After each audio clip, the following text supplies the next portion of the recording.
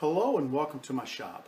I've got a show coming up, a craft show coming up in November, and I need to get prepared for it, and I've started working on that. And what I'm going to do is probably going to be a little too much for one video, so this may be, two videos at the end. It may be three, I don't know, because there's a whole lot going on here.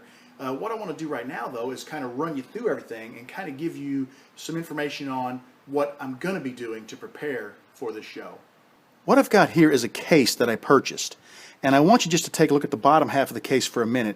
When I bought this, I bought it at an auction, and all of these pins came with it. Now, someone else turned these pins, so number one, I don't feel right selling a pin at my booth that I didn't turn. Number two, you could take a look and see that there is not a real good finish on these pins in regard to the wood matching up with the pin kit. And number three, I don't know what they used for a finish, but they're just not looking real well. There's some damage on some of them. So I'm going to knock all of these apart, and I'm going to start over and rebuild these pins from scratch using my blanks. I purchased some long lengths of pin tubes. Now these tubes work great for these particular pins, and I forgot what they're called off the top of my head, and the Polaris pins. I have some 7mm tubes that'll work great in these pins, and what I'll do is I'll take these tubes and I'll cut them to the proper length, and then I'll glue these inside of my blanks, and when I knock the caps and the nibs and the caps off of these and the transmissions, I can reinstall them in the new tubes so that they are my creations and I'm selling true pins that I made. So that's going to be a lengthy process, taking each of these apart and keeping all of the kits together, or the pieces to the kits together. What you see up top are some pins that I've made over the years. Some of them you may recognize. This is a shipwreck pin that I made out of some black oak, and I'm not actually going to sell this one or actually take it completely apart. I just need to take it apart and repair it because the CA glue, this particular wood, doesn't hold the CA really well. I guess it's from being in the water over the years, and it's starting to kind of flake up a little bit. The rest of these pins, and you may recognize some of them, but they're all going to be knocked apart and rebuilt just like these. Over here on my work table, I've gone ahead and laid a bunch of kits out, and I've assigned blanks to them. Now you're going to see a bunch of freestanding blanks in the back. They haven't been assigned yet, and you'll probably notice there's writing on those blanks. I keep track of my blanks. I keep track of the type of wood it is and who gave it to me. So in these videos, if I use a piece of wood that was given to me, I'm going to be throwing some shout outs and some thank yous to those people. But you can see I've got quite a few blanks down through here. Back in there, I've got some bolt action pins. There's some more bolts back there. Seam rippers. There's some of my denim pins. You'll see some laminate blanks that I've purchased. Just all types of different blanks and pin kits. These are kits that I had in my shop, and I decided to go ahead, get them all out, lay them out, assign them all blanks, and make them. And at the end of the month, I'll take a look at what I have during the month, and I'll make these during the month. But at the end of the month, I plan to make a large order from Penn State, and I'll order some things that I don't have to kind of round out my selection for my customers. Back in the back, you notice these are some bottle stoppers I made a long time ago. I haven't really done any bottle stoppers. I wasn't real happy with those. I didn't offer them for sale. I'm going to remake those, and I've got several more laid out to try to make some new ones. I'm going to try really hard to give some nice shapes and come up with, I don't know, I got about 6 or 8 bottle stoppers back there. So I think that'll be something neat and something new that I've never offered before. On my work table here, I've got a ton of blanks laying out, and a lot of these blanks, as I knock those pins apart, these will be getting assigned to those pins. But I've got some of them laid out that are doubled up like this, and they're doubled up because I'm going to plan a pen and a pencil for those. Over here, I've got a little moose antler, a little reindeer antler. That's going to be kind of cool. I've got some figured cedar, figured pecan back there. I've got some flame box elder. Those will be pen and pencil sets. So I'm really looking forward to putting all this together, and like I said, I don't have the kits for those yet, but they'll be coming at the end of the month. So I hope you think this is going to be interesting. I think it's going to be. I believe what I'm going to do is I've got these laid out and ready to go, but before I start cutting and drilling, I think I'm going to start off, and this video is going to be disassembling all these pins, getting them apart, and then getting them assigned to blanks and getting them over here on the prep table. Once they're there, I probably will cut that video because I don't want it to be too long. I'll then turn around and come back and do another video where I start prepping all of these pins and show you how I go about getting ready for a show. So that'll be, cutting the blanks to length, drilling the blanks, getting the tubes put in, getting them barrel trimmed, all the stuff to get them ready to toss onto the lathe. And then that'll probably be enough for that video. And at the end of that video, I probably will start a third video where I'll go to the lathe and I'll just turn, turn, turn. And all throughout this process, I'm going to be throwing some shout outs. I owe some people some huge thank yous. I am very appreciative for the wood that you have sent me. I can't tell you how appreciative I am, but I definitely want to give you a shout out and let people know that you were so kind and sent this to me, and just I want to say thank you. So let me stop talking and let's start knocking some pins apart. What do you think? I have so many pins to disassemble that I'm not going to make you watch me disassemble every one, but I will show you how to disassemble each individual kit. For example, this is the Slimline. There's probably 5 or 6 of these. I have the Polaris. There's 4 or 5 Polaris pins. I'll show you how to disassemble a Slimline, one Slimline. I'll do the other ones off camera. Same with the Polaris. I'll disassemble one Polaris, show you how I do that, and then we'll do the rest off camera, and I'll show you the pile of parts at the very end. But we're going to start with this Slimline pin. And the way I like to disassemble these is I'll go ahead and pull them apart. I'll remove the ink. I'll remove the chrome ring. I like to start with the back half of the pin. I'll select the proper punch. It should fit into the tube with very little play. I've got these pliers. They're kind of like vice grips with rubber on them so they don't damage the pin. I'm going to grab the tube. I lay it on the edge of the table like this, and I give it a couple of light taps with the hammer. My hand is under it, and I can catch, whoops, there goes the trim ring, I can catch the cap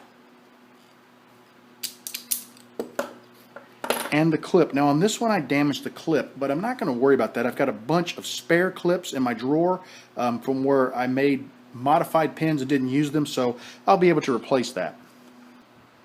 For the front half of the pin, we need to start by knocking the nib out.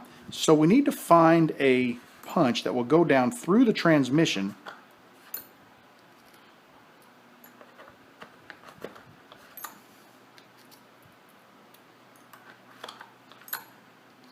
There we go. It goes down through the center of the transmission, fits snugly, but it doesn't extend past the nib. Now we'll go ahead and grab this once again. Let me tighten that down a little bit. Okay, I got a nice snug grip on there. I'll lay it on the table once again. My hand is under it to catch the nib. And just pop it a couple times, and the nib comes right out. Now we'll flip this over, and we'll use the same punch that we used to knock the cap out. We'll pop that into the front of this tube. Couple of stiffer hits because the transmission is driven in there a little farther than the cap and the nib. Whoops. Let me tighten the grip up on my pliers a tiny bit, and we'll go again. There we are. I thought it had popped out, but it just slid out of the pliers. There we go. And there's our transmission. Now all of these parts are reusable. What I'll do is I'll go ahead and toss these two blanks. There's no sense in keeping these. They're useless. I'll make 2 new tubes the proper length, turn them, and then I can press all of these parts right back into those tubes and make a brand new pin. Disassembling the Polaris pin is not that difficult. The nib will unscrew from the body, and you can take out the spring and the ink cartridge. The cap pops off. Your transmission is back here, so we just want to find the proper size punch to go down through the front of the blank to force the transmission out.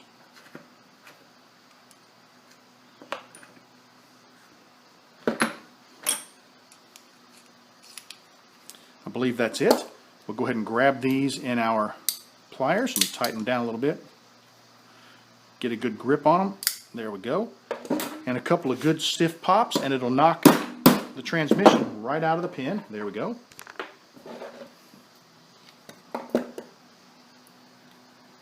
This happens once in a while. The punch has gone into the back of the transmission.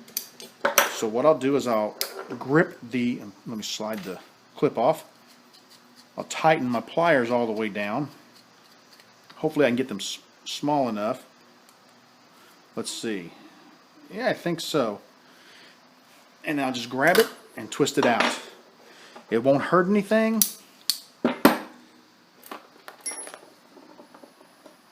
As the ink cartridge goes inside of it.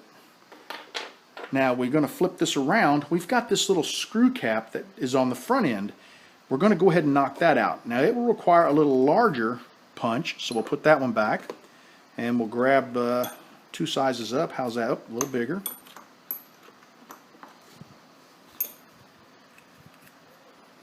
I like to get the punch that fits. The largest punch I can use is what I like to use.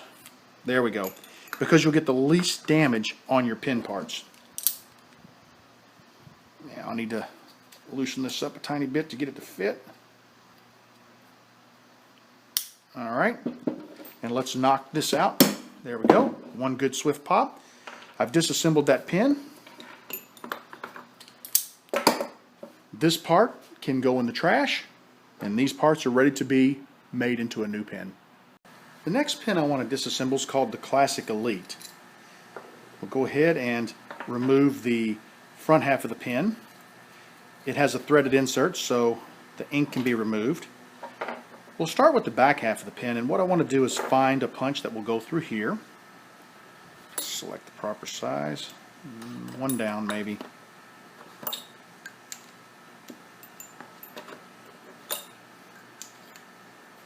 Alright, we'll grab this with our pliers. Good swift hit. The cap and the clip come right out. Now we'll go with a little larger punch. Flip it over because we have to knock the chrome ring out.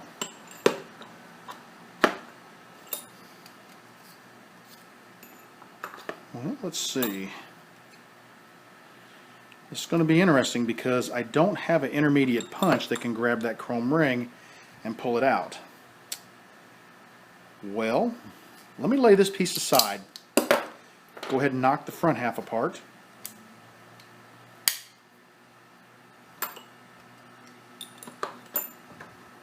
Once again, we'll search through our punches to find the right one. All right. There we go. Flip it over.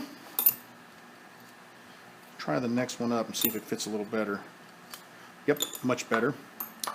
All right, let's knock the threaded section out. You can see sometimes it doesn't take much of a tap at all. They pop right out.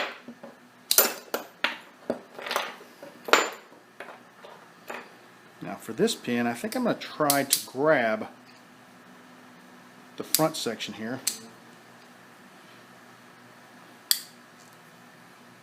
There we go. I just simply lightly grabbed that. I didn't put a lot of pressure on it because I didn't want to change the size of it. So I lightly grabbed it and twisted it off.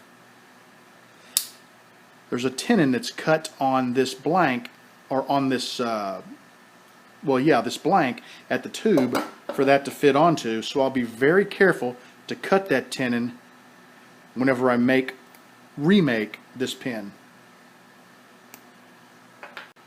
The next pin we have is the Designer, and it's a lot like the Slimline. It just pulls apart. We'll remove our ink. This one also has a tenon on it, and most likely this is glued on, so I'm going to try very carefully to grab this tenon and see if I can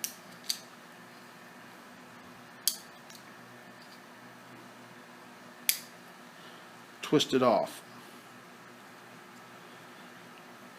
There we go.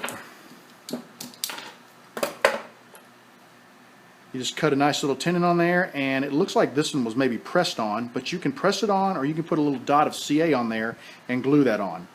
Now the cap actually unscrews, and there's a little ferrule in there, so let's go ahead. This looks like it's 7mm. Drop a, yep, perfect, 7mm tube in there.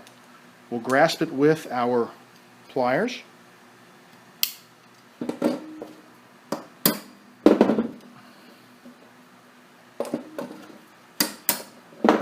Well, I've not had that happen before, but the entire tube, the glue gave way, and the entire tube came out.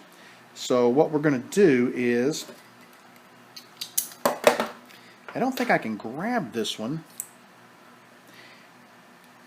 Let's see, let me get another pair of pliers. I've got a standard pair here, and I'm just going to try to hold this with a standard pair of pliers and tap that through. Well, that's not going to work. I tell you what's going to have to happen on this one. Because of this, I'll end up getting my Dremel tool and I'll cut the edge of this brass tube, peel it back to pop that ferrule out. Let's go ahead and take the front half of this pin apart.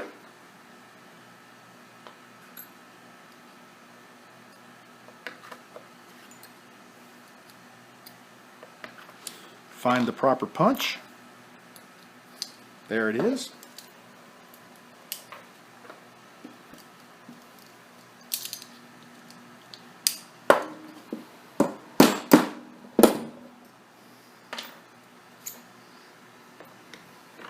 Then we'll flip her over, put our 7mm punch in, the transmission out. And once again, the glue is releasing and the tube is coming with it.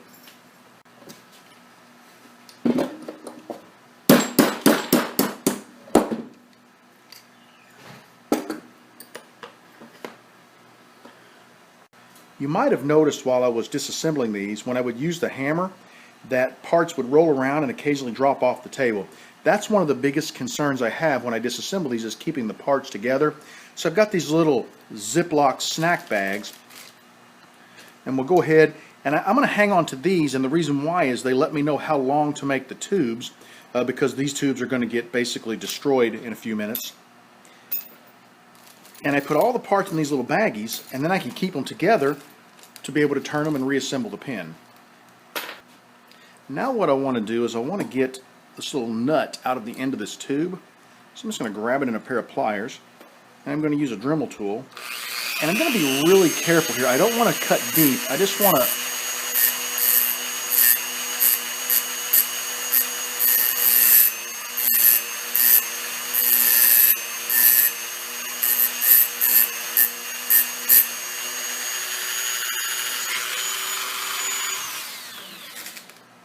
Alright, I cut just enough to get down through the tube, and I'm going to try, see if I can find, you know what, that's a 7mm, so let's use this one. There it is. Oh, let me find it. I'm trying to get away, but it didn't make it. And there's the knurl nut, and you can see I didn't cut into the nut. Well, actually I did nick it a tiny bit, but that won't hurt anything.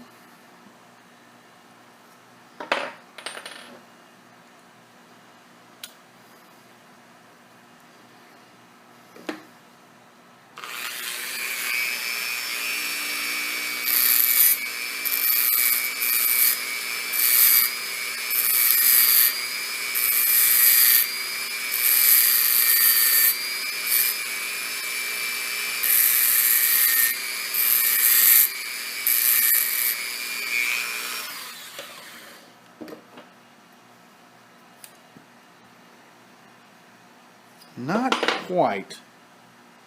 I've got to be careful because you can see I haven't quite cut the tube, but I did scratch the surface of the transmission. It won't hurt if I don't do a lot of damage, but I've got to be careful.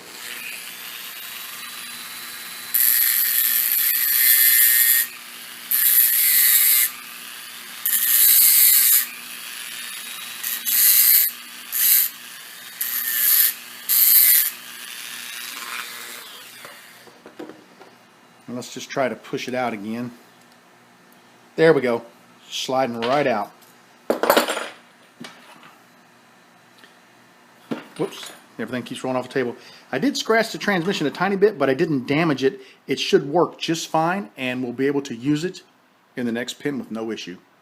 I really hope you enjoyed the disassembly of the 4 different types of pins that I'm working with here. I don't want you to worry too much. I said earlier in the video, throw the blanks away.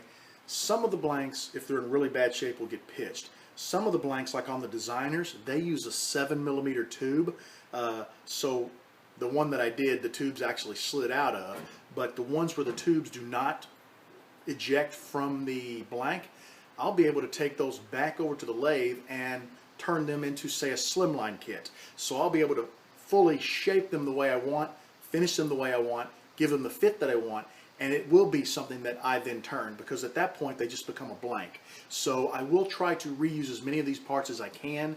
I try to be very thrifty. There will be a few things that will hit the trash can, but I don't think it's going to be anything major. That's all I have for you right now.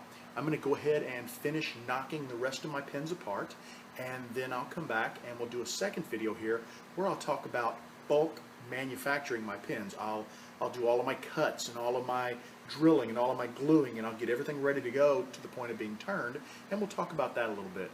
Thanks a lot for joining me today. I really appreciate it, and I want you to know that you are always welcome in my shop. Come back and see me again real soon. Have a great evening, everybody.